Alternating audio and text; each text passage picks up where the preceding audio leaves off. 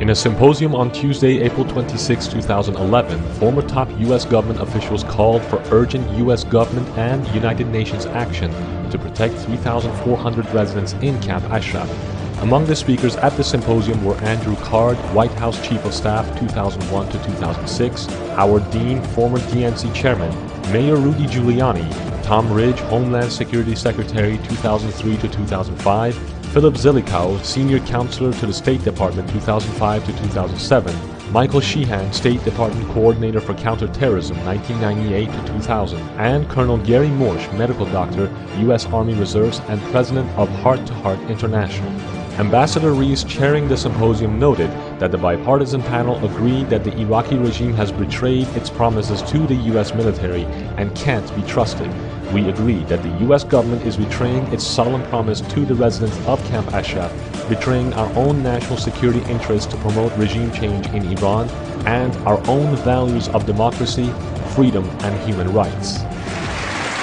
When I arrived in Ashraf in 2004, I didn't go as a volunteer. I was sent there by your government and mine, the United States Army, to protect and support the people of Ashraf.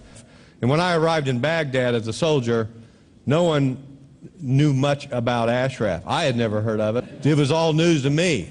They told me there's a dry spot out in the desert you're going to. And so I remember it was nighttime and we had our convoy of Humvees. Sadly, maybe some of the same Humvees that we saw in this video.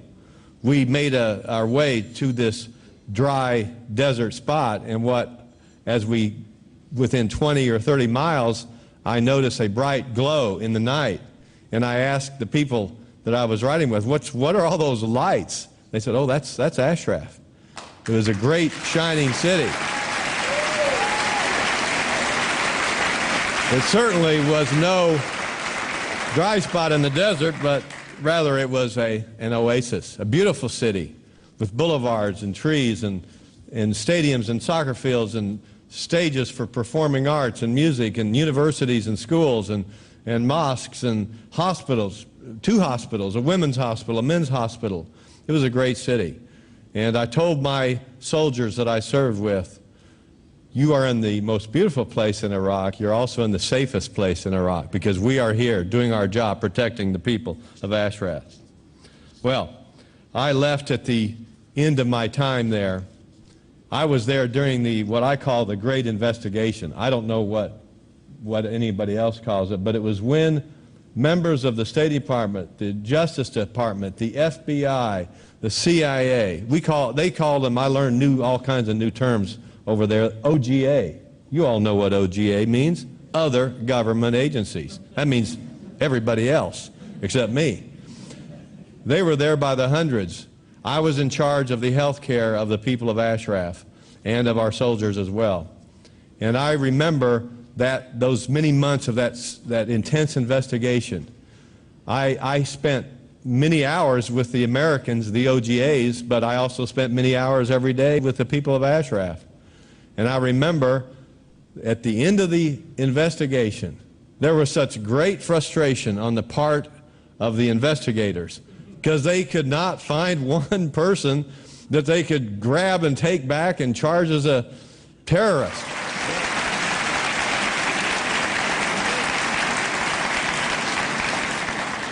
Well, I left at the end of my tour, and those of you who are watching in Ashraf, if you remember right, I made you some promises.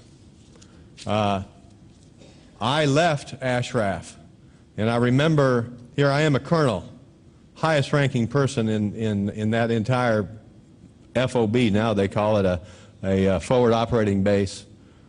And I'm supposed to be the tough leader, I'm the colonel, and I had tears in my eyes, actually streaming down my cheeks, because I was sad to leave these good people. But you know what, I thought, I won't worry because my soldiers are going to be here. My government will continue to protect them. It was signed in ink. General after general after general had recommitted to this. Our government had committed to this. Surely they'll be okay. And little did I know that someday in the future, our own soldiers, our own government would turn their backs and walk away from Ashraf and say to the Iraqis, here, bring it on. And they did. You saw what's been happening, April 8th. Though I am embarrassed and saddened and yes, even ashamed that we have walked away, it's not too late. We have tremendous leaders here, great men of influence and stature. What an unbelievable room and a table to sit at with people like this. I believe we can prevail.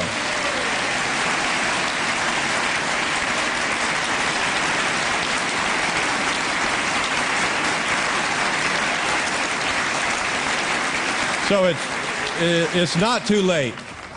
Stop the siege of Ashraf. Maliki, stop the siege of Ashraf. Number two, allow medical teams to go in and care for the wounded and injured. And Governor Dean, you're a doctor. I invite you, let's go. Let's go take care of the people of Ashraf.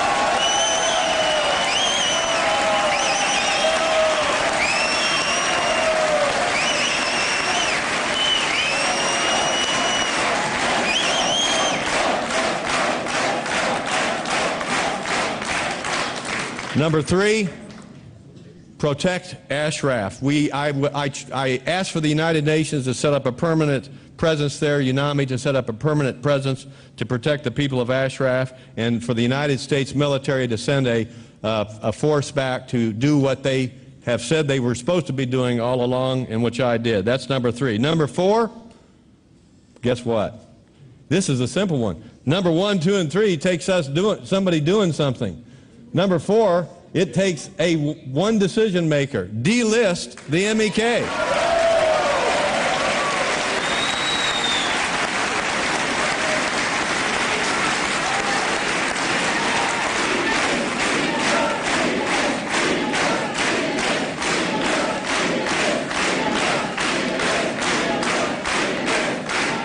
And then finally, I thought I was the one that had come up with this idea. For years, we've been trying to get the MEK off the terrorist list, the FTO list. I said to my friends here in Washington a few months ago, I said, look, we need to start looking beyond the delisting and talk about, we need to promote, we need to encourage and support and collaborate. You know, it's not just getting them out of their hole and being neutral. We need to say, you're part of us, we're with you. The people of Ashraf, the MEK, are just not, they're certainly not terrorists. Terrorists are all around them and across the border, of course. But the people of Ashraf, the people of the MEK, are our friends, they're our colleagues, they're our collaborators. They are people who love freedom and a democratic way of life. We need to support them. Finally,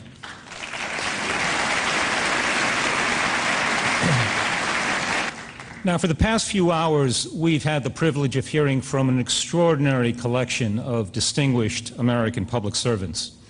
The panel here has collectively over 200 years of government experience. We've served in different administrations. We served different presidents. Our politics are different. We probably don't agree on all that much. But we do agree on a few things. We agree that the Iraqi regime has betrayed its promises to the U.S. military and can't be trusted. We agree that the U.S. government is betraying its solemn promise to the residents of Camp Ashraf. We agree that the U.S. is also betraying our own national security interests to promote regime change in Iran and our own values of democracy, freedom, and human rights. I want to thank you all for coming here today and ask that you join me in thanking all of our panelists.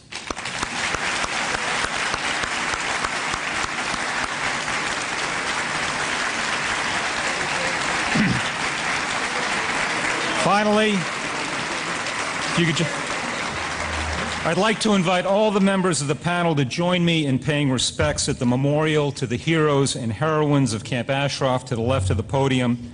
And please ask all of you here to sign the condolence book.